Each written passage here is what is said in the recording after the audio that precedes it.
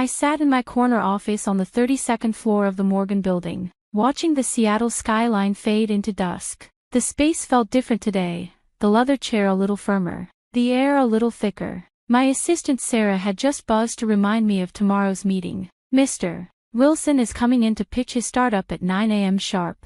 Wilson. My father's name felt foreign now, like a word from a language I'd forgotten. 3 months had passed since that night, the night he'd thrown me out of our family home over $5,000. Now here I was, about to decide the fate of his dream project.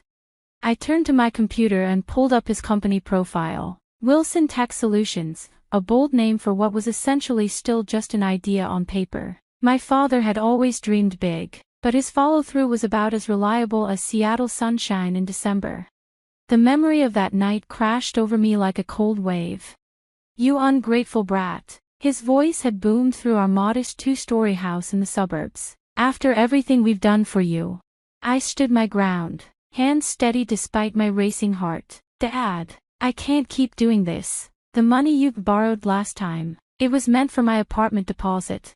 Your mother and I gave you everything." He stepped closer, face red with rage. "And now you won't help with a simple business investment."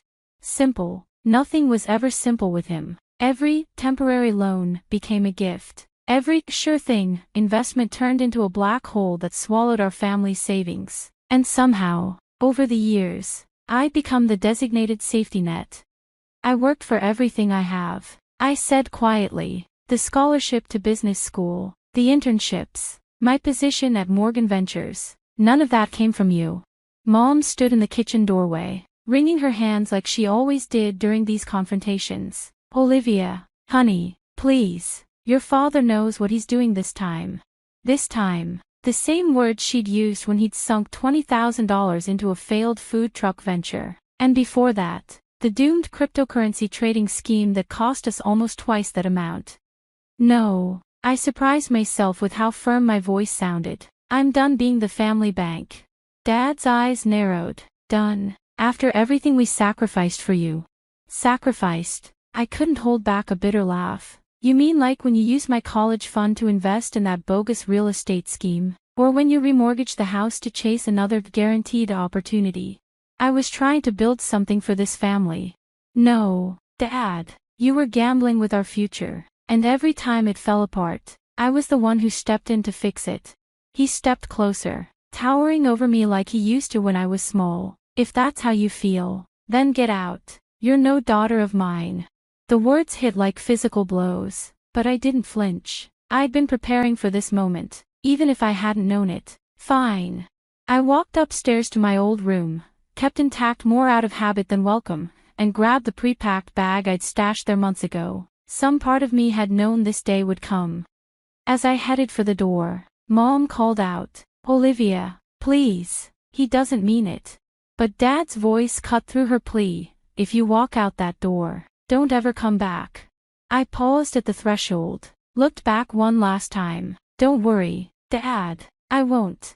The drive to my apartment that night was a blur. The same routes I'd driven countless times to drop off groceries, to help with bills, to be the responsible daughter they'd come to take for granted.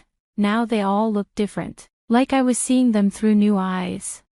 My phone buzzed constantly. Mom's texts grew increasingly desperate. "He's just upset. Please come back. We need you." That last one, "we need you," was what finally made me turn off my phone. Because it wasn't me they needed. It was my money, my stability, my willingness to clean up their messes. Now, 3 months later, I sat in my office, preparing to meet the father who'd disowned me. He had no idea that Morgan Ventures' youngest partner, the one he was desperately hoping would fund his latest scheme, was his own daughter. I should have recused myself from this meeting, should have passed it to another partner, but something in me needed to see this through, needed him to understand exactly what he'd thrown away. I picked up my phone and called Sarah. "For tomorrow's meeting, make sure the conference room windows are unshaded. I want plenty of natural light." "Of course, Miss Wilson. Anything else?" "Yes. Have security on standby, just in case." I hung up and turned back to the window. The city lights were coming alive now, each one a tiny beacon in the growing darkness. Somewhere out there, My father was probably rehearsing his pitch, confident that tomorrow would finally be his big break. He had no idea what was coming. The next morning, I arrived early. The conference room looked exactly as I'd envisioned, sunlight streaming through floor-to-ceiling windows, the polished mahogany table gleaming. I'd chosen my outfit carefully, a charcoal gray suit that spoke of authority, heels that put me at eye level with most men. At precisely 8:55 a.m., Sarah buzzed. "Mr. Wilson and his team are here. Give me 2 minutes, then send them in." I stood at the window, back to the door, a power pose I'd learned early in my career. The door opened, and I heard multiple footsteps, at least 3 people. "Please, have a seat," I said without turning. "I'll be with you in a moment." I heard chairs scraping, papers shuffling, then his voice, still so familiar it made my chest tight. "Thank you for taking this meeting. We're excited to show you what Wilson Tech Solutions can bring to the table." I turned slowly, savoring the moment. "Are you, Dad?"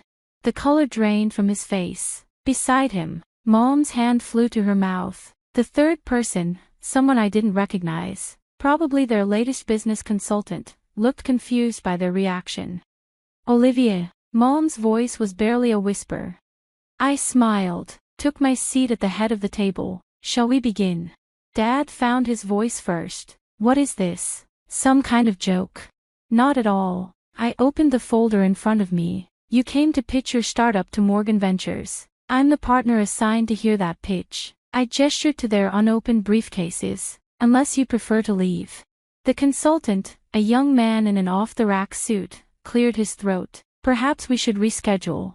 "That won't be necessary," Dad cut in, his shock hardening into something else. "Pride, maybe, or desperation. We came to make a pitch. Let's make it."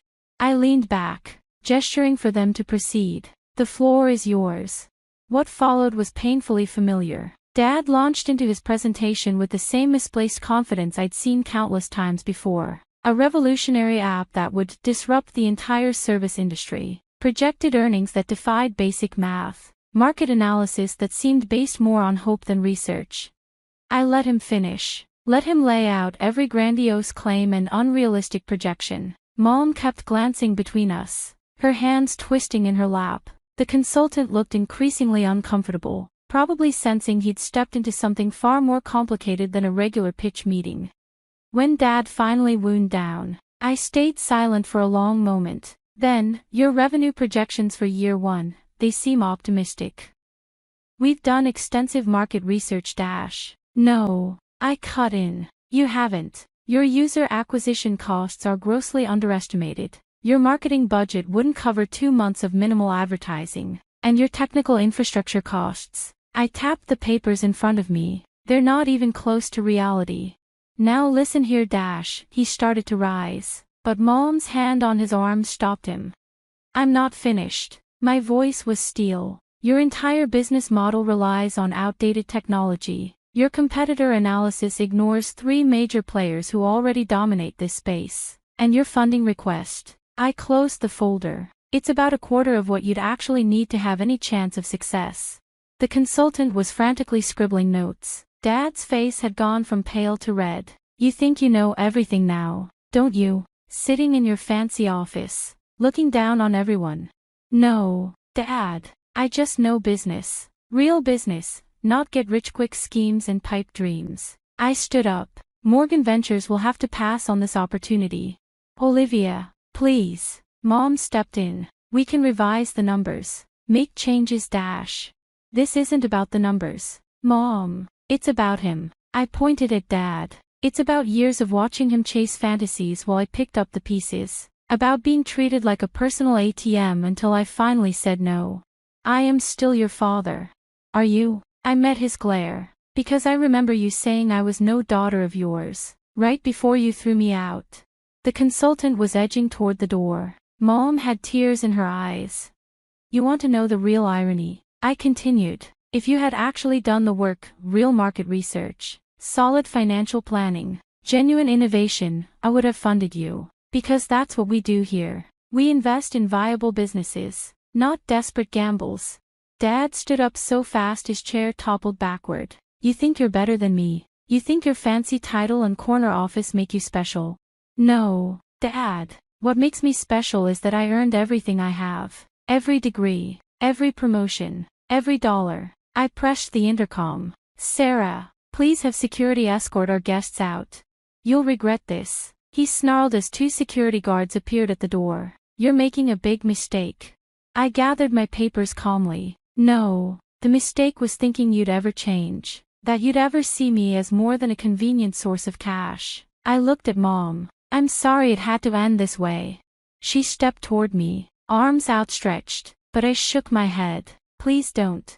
After they left, I stayed in the conference room for a long time, staring out at the city. My phone buzzed, a text from Mom. We still love you. Please don't shut us out. I typed back 4 words. Love doesn't take, it gives. Then I blocked their numbers. That evening, I worked later than usual. The city lights came alive one by one, each one a reminder of why I'd chosen this path, why I'd worked so hard to build something real, something solid. Sarah knocked softly. Miss Wilson, is there anything else you need? I turned from the window. No, Sarah, thank you, but tomorrow, clear my morning schedule. I think it's time I looked at some of those small business proposals we've been holding.